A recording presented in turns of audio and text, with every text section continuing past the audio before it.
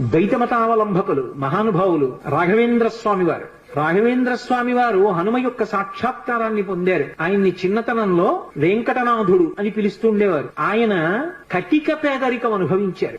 శిష్యులందరికీ కూడా వేదాంత పాఠం చెప్పి దొరికినదేదో అది తినేవారు. ఆయన చరిత్ర గురించి చెప్తూ కొన్ని అద్భుతమైన విషయాలు చెప్తారు. వారి భార్య గారికిట ఒక్కటే చీర ఉండేదిట. ఆ చీర సగభాగం కట్టుకునేవారట, సగభాగం తడిపి ఆరేసేవారట. అవతలది ఆరితే ఆ ముక్క కట్టుకుని ఈ ముక్క ఆరేసుకునేవారట ఆవిడ. అయినా సరే దరిద్రాన్ని పక్కన పెట్టి భర్త గారిని అనుగమించినటువంటి మహాపతివ్రత. అటువంటి తల్లి, ఒక్కగానొక్క కొడుకు, శిష్యులకి వేదాంత పాఠం చెప్పి దొరికితే తినడం, లేకపోతే ఉపవాసం. అటువంటి వారు ఒకసారి ఒక చోటికి శుభకార్యానికి వెడితే ఆయన్ని పిలిచి గంధం తీయమన్నారు. వచ్చిన అతిథులందరికీ గంధం పెట్టడానికి. సూక్త పఠనము అని ఒక మాట ఉంది లోకంలో. పరమ భక్తితో సూక్తాన్ని పఠిస్తే సూక్తాధిదేవత అనుగ్రహిస్తుంది. ఆయన అగ్ని సూక్తం చదువుతూ గంధం తీశారు. తీస్తే ఆ గంధం అందరూ బొట్టు పెట్టుకున్నారు. ఒళ్ళు మంటలు వచ్చేసింది వచ్చిన అతిథులకి. ఎక్కడది ఈ గంధం, ఎందుకు ఇలా మంటలు వచ్చిందని అడిగారు. ఆ యజమాని అడిగాడు రాఘవేంద్ర స్వామిని, ఎందుకు ఇలా మంటలు వచ్చిందని అడిగారు. నేను అగ్ని సూక్త పఠనం చేస్తూ ఈ గంధం తీశాను అన్నారు. ఏమిటి అగ్ని సూక్తం చదువుతూ నువ్వు గంధం తీస్తే ఒళ్ళు మంటలు వచ్చిందా?